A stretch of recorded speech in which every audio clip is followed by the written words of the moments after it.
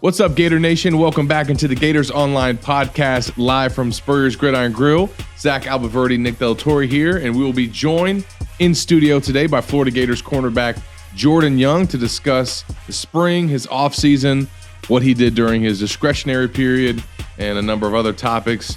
Nick, if he's sitting next to me looking a little sad, it is because there's been another rain delay that just went into effect in Hoover. I mean, luckily I'm not in Hoover going through it in person. You know better. I've done the tournament a couple times. There was the fog game. I can't remember what year that was, but Florida's down like 9 runs. It's the 8th inning, and then this dense fog just rolls in. It's like midnight in Hoover, and they're like, "Hey, we can't play. You got to come back tomorrow at 7." And I think that's when I was like, you know what? I don't need this anymore. I can sit on my couch and I can cover it. But this tournament's been a disaster. They've played awful. 5 of the 8 games. Tennessee, A&M, and LSU haven't played a game yet. Yeah. And LSU's not going to even play today. LSU's first game will be Friday. Unheard of. I think they're going to have to go to like single elimination, but this has been a disaster. I think they're going to have to go to the Trop is what they're going to have to go to. I hate the Trop, but like you're trying to play 4 baseball games a day for 3 straight days in the summer in a place where it rains every day in the summer. It seems not smart. Like there wasn't a lot of thought put into that. Yes. So we'll see if they put some more thinking into that this summer. And Nick has already said he's going to pound the table at SEC spring meetings. So I already put a little bug into Scott Strickland's ear. I was like, hey man, this doesn't really make sense what we're doing here, does it? I'm sure Scott would not be opposed to staying in Florida for that tournament. Hey, nice little drive down there. It's just crazy. You the SEC footprint, you've got New Orleans, Houston, Atlanta, Tampa, and we play the SEC baseball tournament in Hoover, Alabama. Tradition, Nicholas. Tradition. All right. All righty. Okay. Well, speaking of tradition, another one's going to come to a close tonight as Billy Napier will wrap up his spring speaking tour here in Gainesville with the Fighting Gator Touchdown Club. He'll be speaking at the F Club with Florida Gators men's basketball coach Todd Golden. Both of those guys landing some big-time commitments this week. I was going to say, Todd's on a hot streak. He's looking good right now. My guy came in firing on all cylinders. The transfer portal, recruits, he knows how to win the fan base over. Certainly. Maybe making Billy look a little bad. Well, I mean, early on. To be fair, Billy came out firing on all cylinders with that transfer portal in December, and we talked about how things kind of slowed up in the spring. Wasn't this mass exodus that maybe people anticipated, but nonetheless, they still made a very important addition. It's old news by now, but still big news nonetheless, and that was Ricky Pearsall from Arizona State saying yes to the Florida Gators last Saturday. He is here in Gainesville now on campus, along with some of their other new enrollees that have made their way. Just 10 left now from that 2022 class. But getting pretty Ricky, as they like to call him, Nick, was much needed at the wide receiver position. Yeah, and I think it really came down to Oregon and Florida. And he kind of always maintained that he wanted to prove himself. And to me, if that was your driving factor to where you were going to go and where you were going to transfer, you're not staying in the Pac-12. You're not staying in the Pac-12. You're not going to Oregon. The last time Arizona State played Oregon, they beat them. Like that didn't seem like a step up. And now you're going to go across the country, play in the SEC, go up against LSU, Texas A&M. Like you're going to get tested. So yeah. If that was his goal, he's going to get tested, and I think he fits right in the slot. And that's kind of a spot where, if you're looking at Florida, maybe Trent Whittemore fits in there, but you don't really have a lot of options. So I think he fits right in and will make an impact right away. And nobody, I mean, you can put guys in there, but with his skill set, the elusiveness, some of the shiftiness that he has, the ability to not only run the ball on reverses and stuff, the guy even threw a touchdown pass. So he's got some skills, and I think that really showed what he was capable of last season, but a lot of people at Arizona State still felt like he could have been utilized more. And I think that he's certainly going to be one of Anthony Richardson's go-to targets in that, RPO system that they have with the things that you can do with the slot receiver of his style. It's going to be really interesting to see what he can do. And I think the opportunity to get coached by Kerry Colbert is another plus for him. So, but that was needed. I mean, there were some spots that the Gators had to hit if they were going to get some additions from the transfer portal, and wide receiver was probably number one on that list. And I don't think Florida has anyone on the roster with that skill set. No. I mean, you obviously got some speed in a guy like Xavier Henderson. Sure. Marcus Burke. There's guys with speed, and I think that there are guys that can play that slot effectively and create mismatches for the coaching staff. It's just not going to be to the degree or to the style that you're going to have with Pearsall. And that was needed for them to, I think, really be able to run the system to the full extent of what Billy wants to. And we kind of harped on that. It's like you didn't have that. Listen, there's not going to be another Kadarius Toney. No. But you didn't have that style, that type of guy, the guy that's quick in space. Elusive. You've got a lot of like long striders like Justin Shorter, Xavier Henderson, long speed, long strides. Big body receivers. Yeah, but not the guys that can operate in the phone booth. Yeah, and I think that being able to also, I mean, no one's really talked about it or mentioned it, and we know that this obviously is not something that can factor into the decision, but it does play into it. A guy like Ricky's considering NIL as well. And if you're Florida, sitting there knowing that it was basically a head-to-head battle with Oregon, beating a Nike-funded school for an athlete like that, that's a good sign. And we saw the story from Ross Dellinger, I think, this week of the schools that are kind of separating themselves as some of the NIL powers. And, we've talked about it. We've reported about it at Gators Online. But really, it's a lot of the blue blood programs that have had success but have not experienced it in quite a while and want to get back to that. And their boosters and their donor base is willing to kind of invest in NIL to help get those programs back to that point. And you're talking about the Texases and the Oregons and the Floridas and the Tennessees. Texas A&M. Texas A&M. Nick Saban wants to make sure you mention that Texas A&M is doing a great job with NIL. Do not forget that. But Florida's in that space as well. And, we saw the Fan Fest event that happened over the weekend. We'll talk to Jordan Young about that. But obviously for the Gators to kind of be in a position where they can keep the top players on the roster, which as we've seen is not a given if you're at a school like Pitt. So don't discount that. The fact that you kept all of your elite guys, happy with the NIL deals that they were able to sign, but also that you can go out and attract, someone in the portal that knows that wherever he signs, he's going to be able to get a lucrative NIL deal. And that he decided to come to your school, that signals that he feels like that Florida can compete with the Oregons and the Auburns and anybody else that wants to throw all this money into the NILs.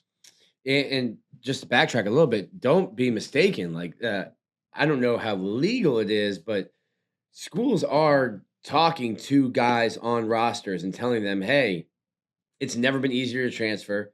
Talking to guys on rosters, hey, this is what we can do for you if you transfer to our school. Like, the recruiting, I don't think for anyone now ends. Like, there used to be like you got recruited, and then there was a D recruitment period where it's kind of like, hey, man, all that nice stuff I said in your living room, out the window. Forget that. Now we're working out. Now we're yelling. Now we're running. Now with the way the transfer portal is and with NIL, you're kind of like, you're bringing all the parents in and having an official visit weekend with them. We sat here with Coach Spurrier, and he was like, "Yeah, we used to recruit for 6 weeks a year, and that was like a gentleman's agreement." I'm like, "You're recruiting 52 weeks a year now." Yeah, with your current guys in and the guys you're trying to bring. So obviously, big news for Florida. I think on that front, and to win a battle with Oregon, they're also in another battle with Oregon. It appears with top 100 quarterback Jaden Rashada.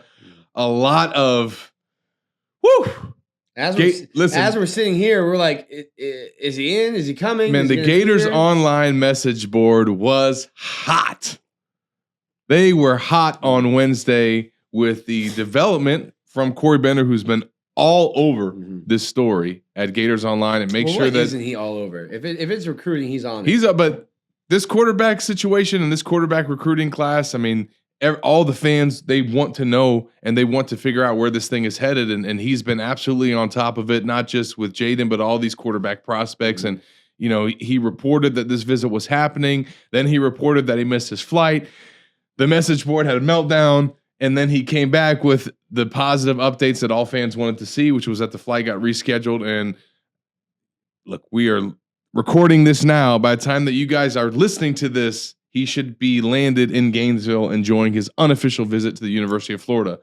But I want to look. I haven't even looked to see if 2:30 confirmed that he was on the 6 a.m. flight this morning. Well, it hasn't been reported that he missed his flight, so I think we could take that with a positive sign. But I think it's a huge positive that they got this guy on campus and that he has emerged as one of their targets at this position, because I was asked in the mailbag a couple weeks ago, Nick, who's some realistic options for Florida at quarterback in the 2023 class, and that was still to be determined at that point when I was writing the mailbag, and they were still kind of sorting through their options. Obviously, you got Arch Manning out there, but that seems and always has seemed like a long shot.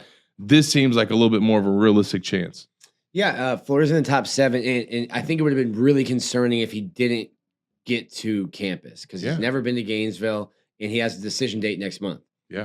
So I said earlier in the week, I was like, I think Florida might just be another hat on the table.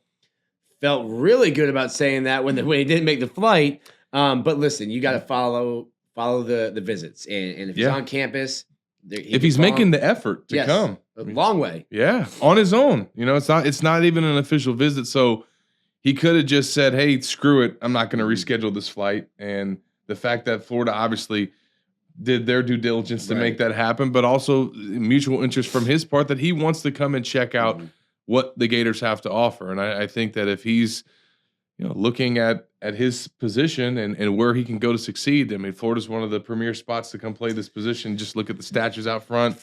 You got the recent success of Kyle Trask, and you got Billy Napier, who specializes in the quarterback position. So we'll see if the Gators are able to, I think, make up for some lost time, no doubt about it. But I will say, and I wrote this when the Gators initially, kind of to the surprise of everyone, made his top 7. He initially came out with a top 10 back in after Christmas or on Christmas Day, and the Gators weren't on that list, obviously going through the coaching change. And several teams, though, that are now in his top 7 were not on that list. So there were a few first-year coaching staffs that were able to extend offers in January, in February, even as late as March, and still put themselves in a position to land him. So I don't think that a lack of relationship is something that's going to be a deal breaker for him. So it's really about what's going to be the best opportunity, the best situation, what visit impresses him the most. And, hey, you get him here unofficially.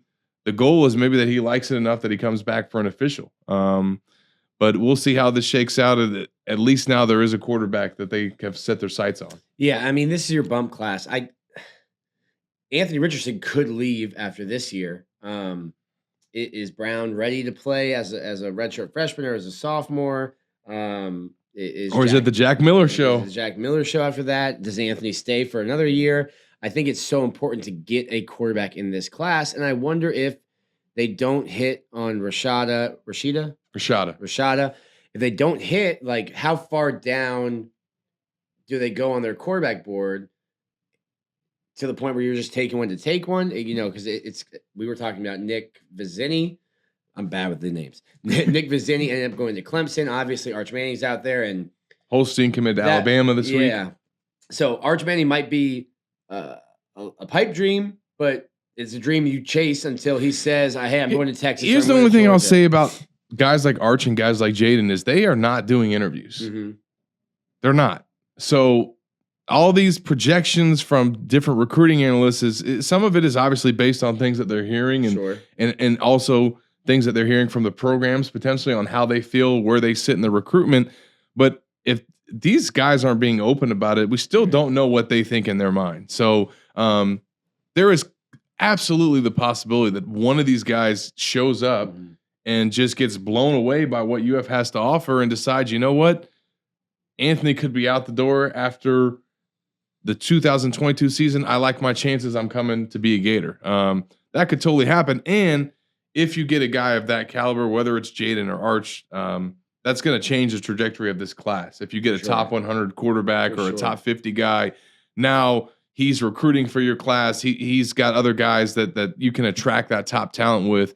So you start that, I want to play with him, I want to play with them, and then that starts snowballing a little absolutely. bit. And so, I wouldn't tell Florida fans hold your breath yet. I mean, because there's still other visits that Jaden is going to take. I mean, he's going to LSU. He's going to Texas A&M. Potentially could come back to Florida for an official. So we just got to see how this plays out. As I mentioned in the mailbag, the Gators are, just calling it like it is, at a bit of a disadvantage when it comes to quarterback recruiting for this year. Yes, they have a full cycle to recruit, but quarterback recruiting is not like other positions. Yeah. Guys commit as juniors before their senior season. That is just all the elite guys, they do that. Some commit even earlier than that, Nick. Mm-hmm. So as a coaching staff, you're building that relationship with your top quarterback targets as freshmen and as sophomores. Yeah. And Billy Napier and Ryan O'Hara did not get that opportunity. So, I mean, they are playing catch up. And not to talk down about UL, the guy that they're going to be going after to be the quarterback at Florida isn't going to UL. So it's not even like they had the relationship with the guys. If like when Dan Mullen first came from Mississippi State, some crossover, if he wanted to recruit, but that was a whole different story.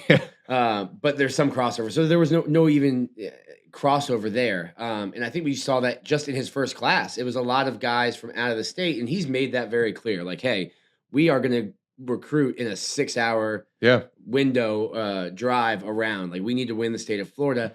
And I know a lot of fans were like, man, there's too many kids from Louisiana going after Texas. You're getting out of the footprint. And it's just like, that's who they were familiar with. Sure. To me, it's just with the quarterback.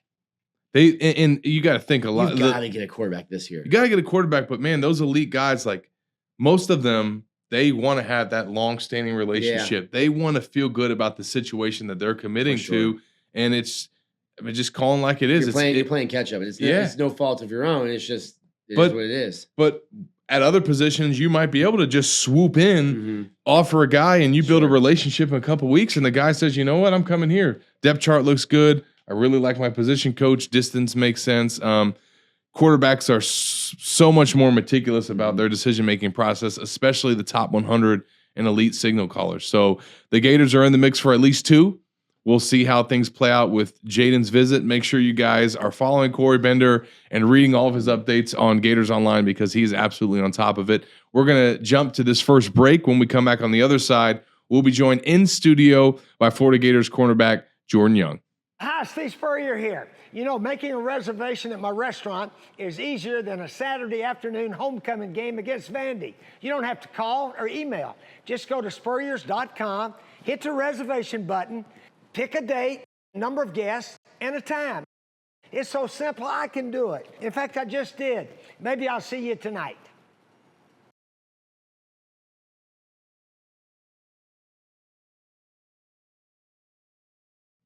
Welcome back into the Gators Online Podcast, and we are now joined by our guest of the week, Florida Gators quarterback Jordan Young, joining us live from Spurs Gridiron Grill.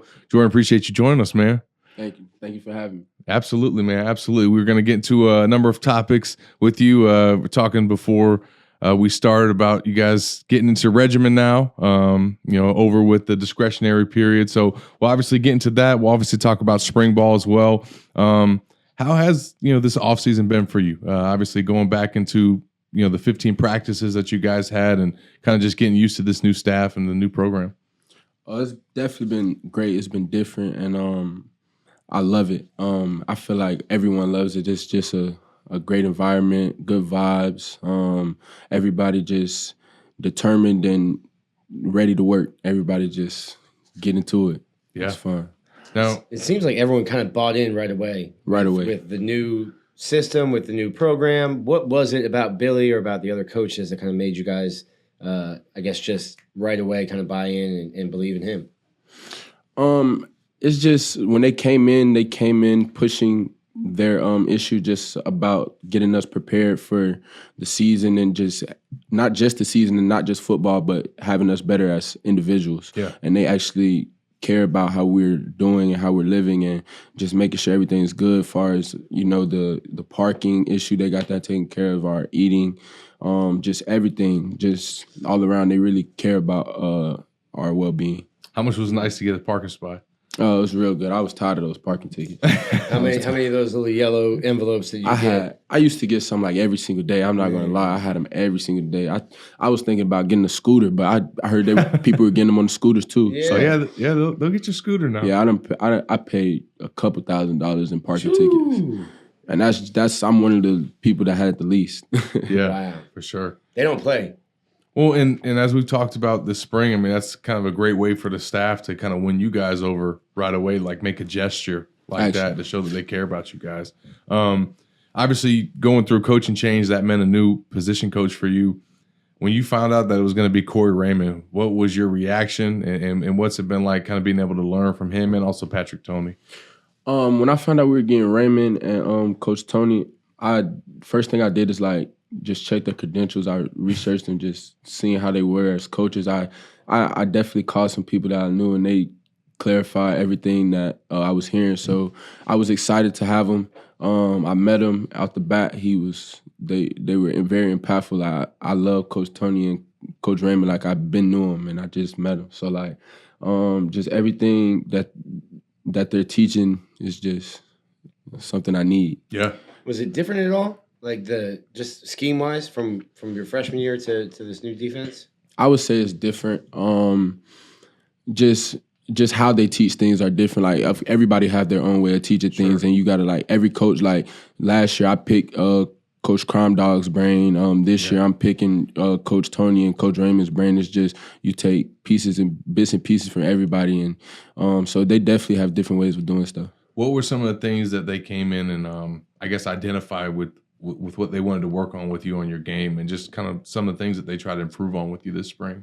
They didn't single me out individually. Like they came in and worked with everybody and just taught his techniques with not just me, but with just all the corners, and Coach Toney with all the safety. So, I mean, I wouldn't say me individually, but everybody, they're pushing their technique and stuff like that, and it's working pretty good. Now, obviously, Corey, you mentioned looking him up. He came here with quite the reputation. Mm-hmm. Getting a chance to work with him out there on the field, like his coaching style, what is it about him that separates him and kind of makes him such a great coach?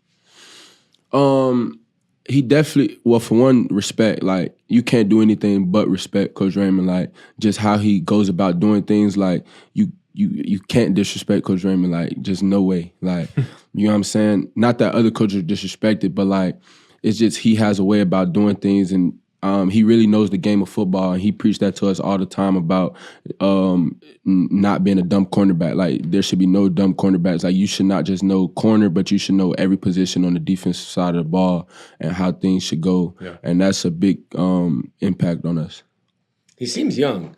Like, he's a little bit older of a guy, but he seems like he like knows how to talk to you guys, almost like he talks the way that y'all talk. Yeah, you would think he's 20. He's cool, and he can like he said all the time that he can go out there and still do it right now. So you think he can? Yeah, I mean, I wouldn't doubt it. I wouldn't doubt it. You saw the clip on Twitter where he was out there showing off his hands. I think he'd lock down Kerry Colbert. Ooh, that'd be a good matchup. I love my coach. I love my coach over Coach Colbert. You got him? You got Corey over him? I love Raymond over Coach Lock Colbert. him down. All right. You heard it here first. We need to make that happen. I gotta go at the defensive side of the ball. Anytime. Well, obviously, a guy that showed up in the spring game was you. Orange and Blue game was kind of a coming out party for you. What did that mean for you to kind of have a performance like that, kind of with this new staff, and just go out there and kind of show what you're capable of? It meant a lot to me. It definitely meant a lot to me. I mean, being here last year in the spring and fall camp, like, I mean, I basically went and did what I did, made plays and stuff like that, but I never got to show the world or the fans or like how I can play or whatever like that. So being this year that we had a spring game and just going out there and basically doing the same thing what I love, which is playing football. So just going out there and just making an impact just definitely did something to me, and I can't do nothing but thank God. So I don't think we really ask people this that much, but like in high school, you're the man. Like if you get to Florida, you're the guy on your high school team. What's it like to then not get the opportunity to play on Saturdays? Like you're still putting in the work in the weight room, you're still putting in the work on the practice field, but then you're just not getting reps. How do you handle that mentally? It humbles you, definitely. I mean, it can discourage you if you let it discourage you, or it can push you to be better and do better. And I think that's a big thing from going from high school to college. But I feel like I coped with it well, and now I'm just ready to get better and better because, I mean, you can never be your best. You always can get better. You mentioned how for a lot of fans, they got to see what you could do on that spring game. A lot of the plays that you made, man, like the energy that you had afterwards, like you could see it on the field.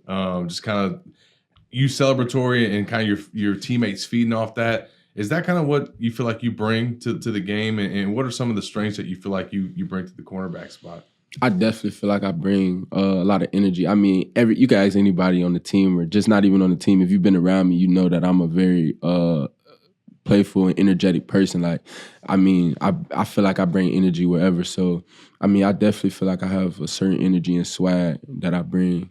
Got to have it at DBU, right? Mm-hmm, for sure. And obviously, you know, spring wrapped up, and it was the discretionary period for you guys where it's kind of a time to take some vacation or take some time off, which I'm sure you probably did, but you also took an opportunity to get some work in. Talk about the trip that you took out to Houston.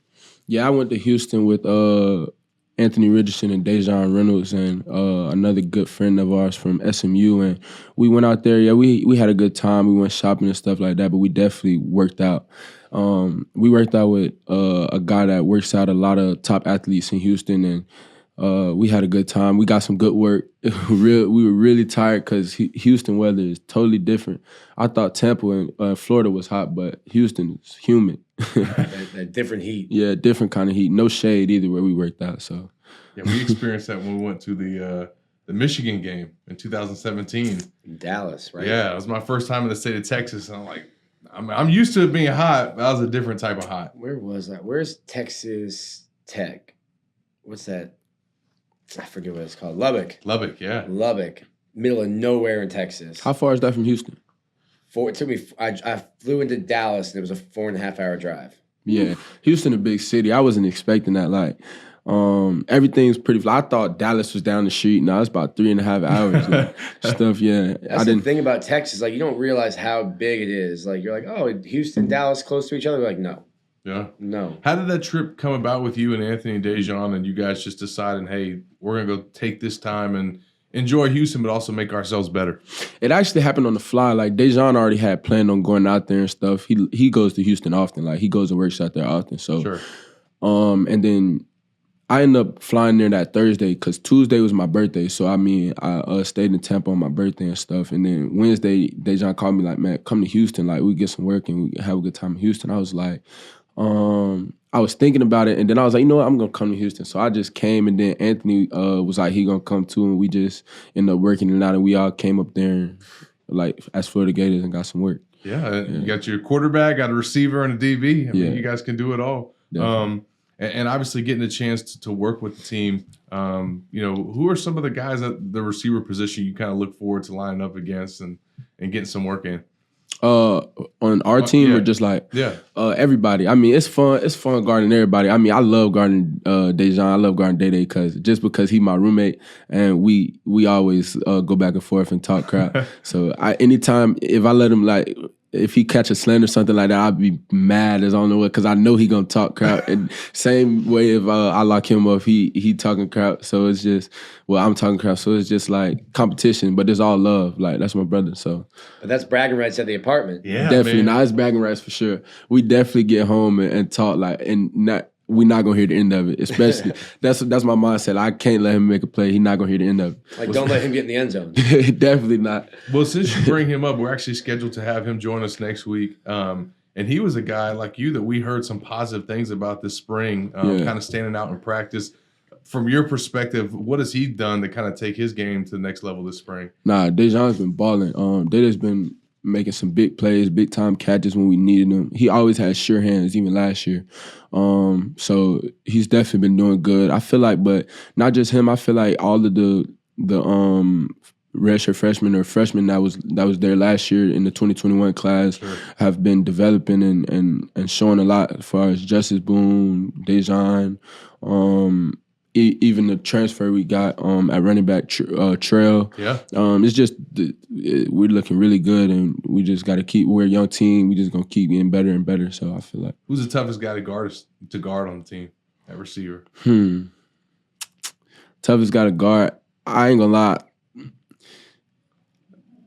I like a couple. I like Xavier Henderson. He's pretty good at receiver. Khalil pretty good, pretty hard to guard as well. Khalil Jackson. Gainesville, shout out. Khalil Jackson, yeah, I ain't gonna lie. He slept on, but he pretty good, pretty hard to guard. I mean, we got a lot. I mean, I'll name everybody really because everybody really got their own way of doing things at receiver and can get open. Yeah. So I mean, I shout out to all our receivers. You played a lot of star last year. Has that been different? Is it just different technique, different kind of terminology, different responsibilities? Far as what different? Like playing like outside corner instead of playing nickel or star. I mean, you play more off in star and you play more man at corner. But I mean, I came in a man corner. Like I played pretty much man in high school.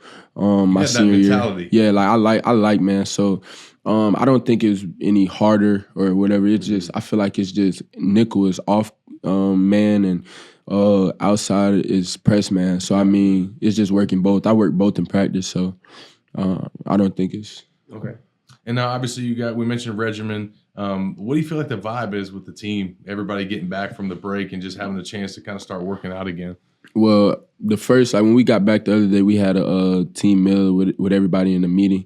Everybody was all just excited to see everybody, all laughs and giggles in the locker room and in the team meeting room. Everybody was ready to get back together and work.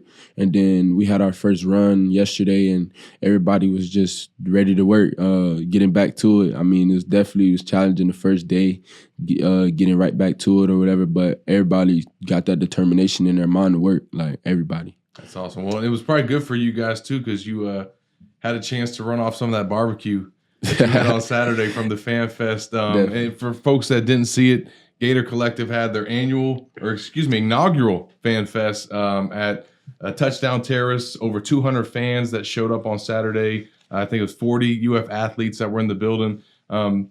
First of all, what does it mean for Gator Collective to be putting on events like that for you guys and creating these NIL opportunities? And what was that like to engage with the fans like that Saturday?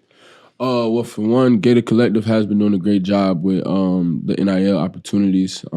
It's definitely been fun. I mean, talking with the fans was fun too. I mean, a lot of the fans, you could see them on social media and different stuff and hearing their point of view, but actually seeing them in person and just making a little girl or little boy's day, like just seeing football players, it brings joy to us. We got to sign a lot of autographs and a lot of autographs and different things like that, and talk to a lot of people, and everybody's just excited to see what we do this up and coming season. And a lot of people had a lot of questions that we were happy to answer. So it definitely was fun mingling with the fans and giving them the information they wanted to hear. And it's different too, because Nick and I coming up and being around the team for a long time, like for most fans forever, it was just fan day.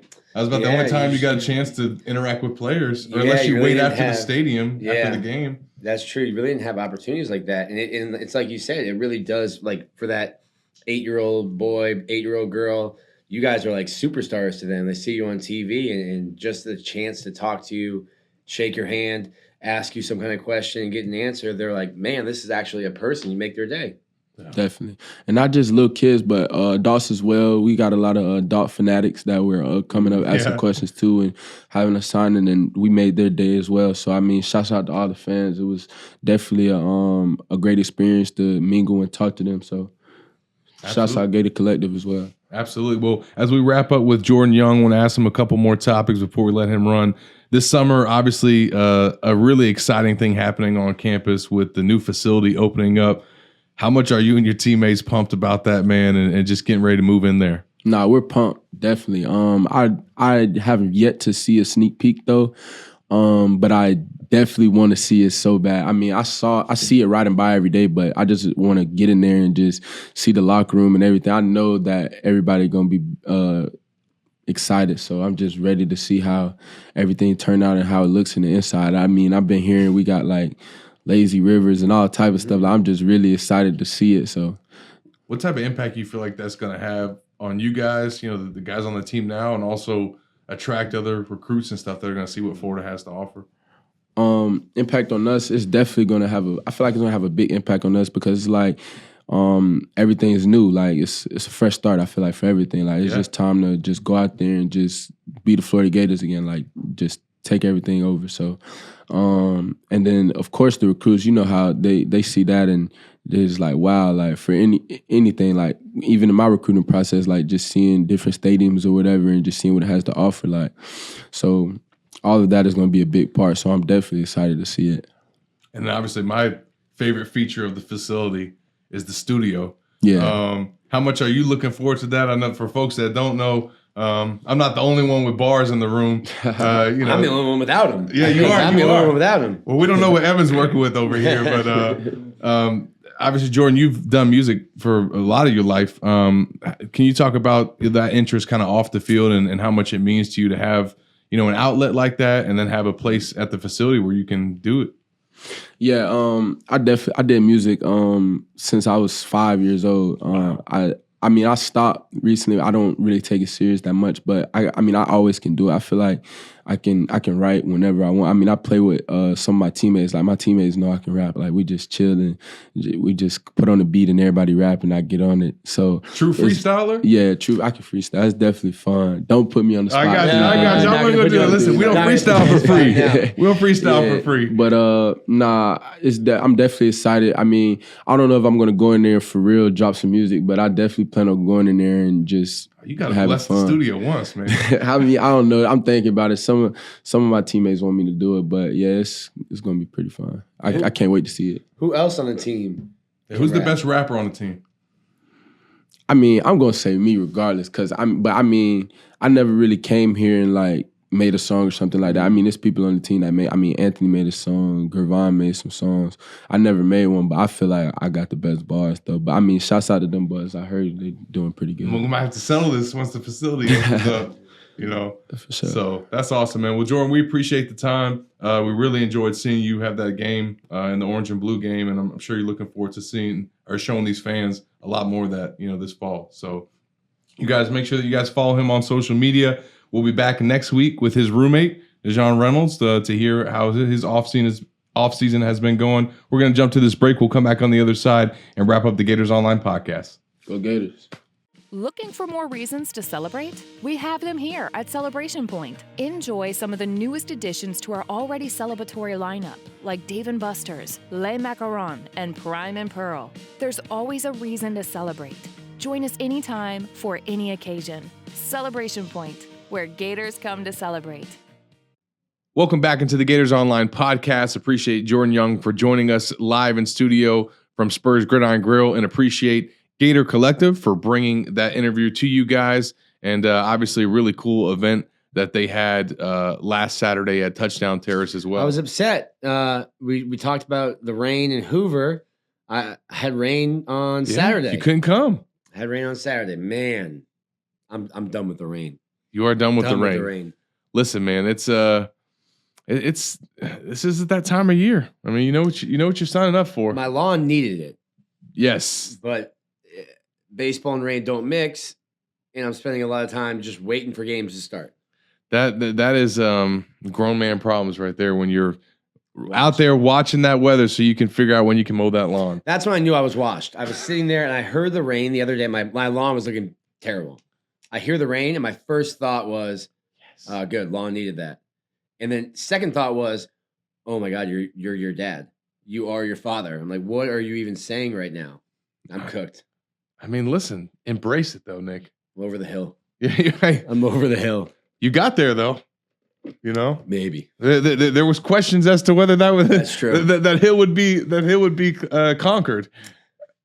One day at a time. One day at a time. One day at a time. Well, speaking of one day at a time, we are 100 days away from kickoff for the Florida Gators football season. Billy Napier obviously closing up his spring speaking tour tonight at the F Club. So we'll hear what he has to say to some of the local Gator fans. He'll talk to us reporters as well, but covered most of his bases at this point. Now it's time for the regimen, right? Yeah, and we should have asked Jordan more about that. I remember writing the story, must have been back in January, and I'm looking at what these things are, and I'm like, what is the regimen? What is the discretionary? I mean, I know what the word discretionary means, so I was like, is that just time off? You knew what spring ball was. Some of them were self-explanatory. I think one's called season. Yeah.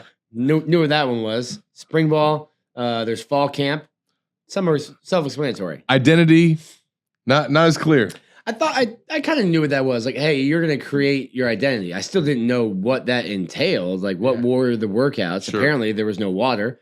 Yeah. For the entire identity phase. I mean, listen. We can't even make it a 45-minute podcast without this. We're not running around doing anything like that. I mean, if we're getting ready for that Florida Heat. Or the Houston Heat. Or that Houston Heat. Our boy Jordan went out there and he was ready for it. Phew. He I think he has some good potential. I was really encouraged watching him in the spring game. Yeah. And listen, Florida's got obviously one guy at corner, and you're trying to find out who's going to play opposite Jason Marshall. It could be him. We'll see. But I was really encouraged by how he played, and you mentioned it his too. Energy, the energy that he plays with, his style of play. To me, I love to see that. You have to have that from your cornerback. You want, especially a guy that's playing press, to be out there with that type of swagger and that type of confidence in his ability. And I mean, he was by far, when we did kind of the Gimme Five breakdown, was absolutely one of the the players of the game. And I think for Florida to have that cornerback depth with somebody like him emerging is key, because they felt the need obviously to go out and add to that position and create some more depth and create some more competition.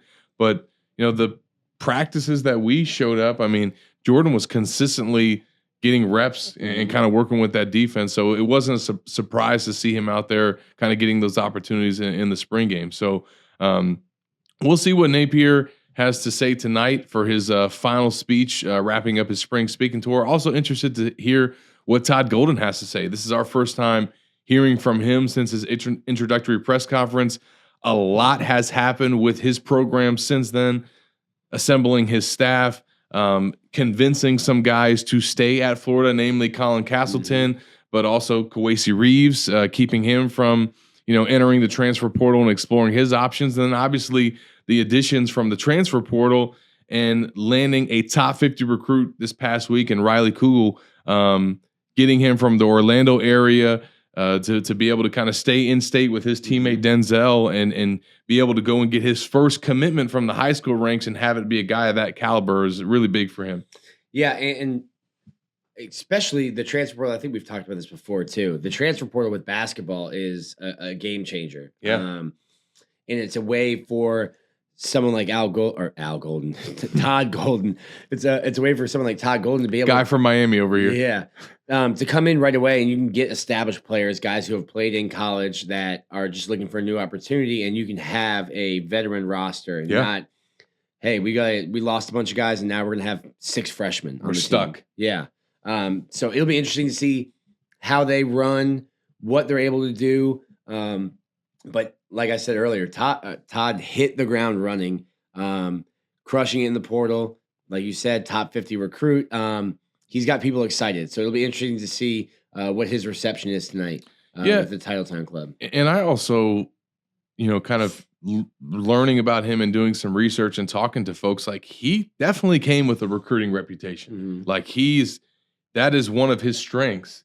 And that is something that he obviously experienced and saw what it's like in the SEC at Bruce Pearl's program. So I think it's not necessarily a surprise, but I think that, you get a new guy that comes in and he was really in a tough spot. I think any first year coach trying to navigate through this transfer portal craziness and NIL, like everyone's still learning what it is, how to operate with it. So not only are you coming across the country, but you got Ruiz out here offering Kansas State basketball players $800,000 NIL deals.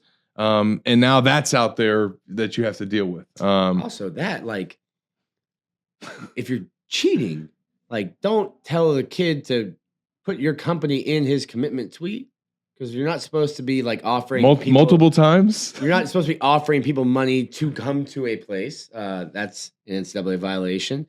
And then if I'm Ruiz, I'm not following up 30 seconds later with oh, by the way, we're giving him $800,000 in a car. I was like maybe wait 30 minutes, wait a day. And I cannot imagine that was something that maybe if the player was okay with it being out there, I'm not something that I'm sure that's not something that he would have broadcasted on his own. Well, now he's got a bunch of people pocket watching. Yeah, you don't want that. No. But you have only thing you've been able to watch is the radar the last 3 days, man. Yeah. So we're sitting here. Florida was supposed to play at 10:30 Eastern time today. So by the time you guys are hearing this, we don't know whether the game will be over. I hope by the time that this debuts that we'll be in the second inning. They were going to try to play 5 games today. And the first game's going to start like at 4 o'clock local. So not going to play 5 games today. It'll be interesting to see what they do. I think they're going to have to go to a single elimination, but you just had the first double elimination game. So is Arkansas out if you have to go to a single elimination? Like, how do you play that? I don't love the way that they do the tournament. So the first 4 games are all single elimination. Then you get into a double elimination. And I think for the most part, like a team like Alabama, they're 2-0. They're trying to get into the NCAA tournament. So this means a lot to them. Tennessee is going to be the #1 national seed. They don't care what happens. LSU in the tournament. Florida in the tournament. Mississippi State. Not Mississippi State. Texas A&M. Like, they're in the tournament. So, like, all you're trying to do this week is to get your starting pitchers some innings. Yeah.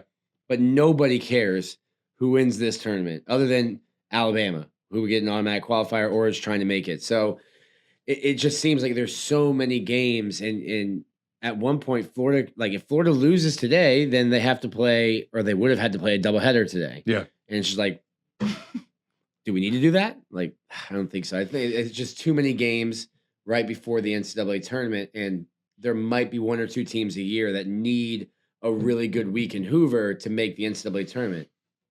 The Trop. It's the only solution, Nick. Listen, I hate the Trop.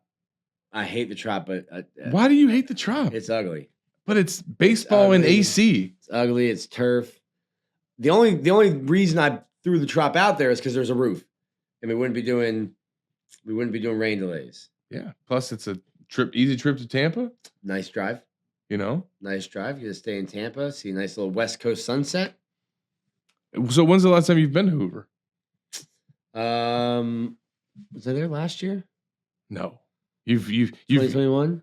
I think I was there 2021. You did go. Yeah, I went with my dad last year. Dad drove up together. If it wasn't for Frank, Nick was not making that trip. No, I think I went in 2019 and then I went in 2021. Okay. Obviously, there was no tournament in 2020. So since we are recording this before you guys have even got to watch the start of the second game, let's at least get Nick's thoughts on the first game, which was an absolute thriller. Had to stay up very late for it. But the Gators found a way to stay alive. Yeah. It's like 30 days ago, Florida was 6-12, and Hunter Barco was undergoing Tommy John surgery. And I was ready to stick a fork in him. I'm like, this season's done. This season's over. It was Kevin O'Sullivan's worst start in SEC play in 15 years. And what's happened is Brandon Sproat has answered the bell. He's answered the call. He has become Florida's ace. They found a freshman in Brandon Neely, who, if you just look at his stats, it doesn't give you the whole picture of how good he's been and how he's stepped up. Wyatt Langford is on fire. He's not good enough to be a first team All-SEC, but playing out of his mind. That was what a just theft. Yeah. Sterling Thompson's playing well. So Florida is, and I I thought, okay, maybe some of it is fool's gold because you're playing the worst teams, worst teams in the SEC. But even if that is the case and you're playing those worst teams, you're building confidence by winning these games. And Florida won 4 straight SEC series. You get an 8 in the third from Brandon Sproat. He was not happy about getting taken out, boy. He was not. So it's interesting because he had 96 pitches, and I'm old school baseball. I was like, listen, if I'm the coach, 96 pitches, we've got our closer ready. He's pitched well enough. You ask him, hey, do you want to go back out? Do you have enough in the tank? And of course, he's going to say yes, but he's earned the right. Even if he would have given up a 2-run home run and they would have lost the game, he earned the right to go out there in the 9th inning.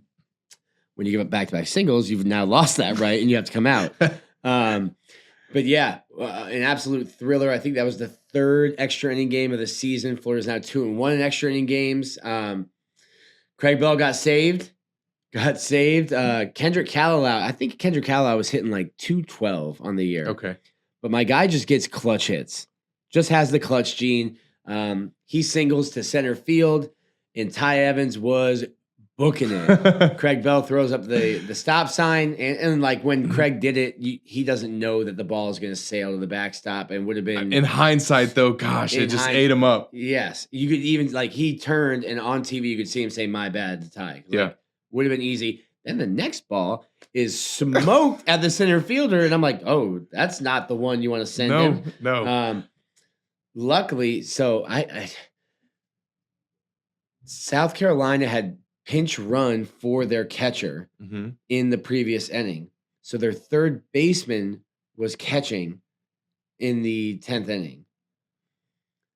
Turns out he doesn't know what he's doing, drops the ball, Florida walks off. It was an absolute thriller. Brandon Sproat was incredible.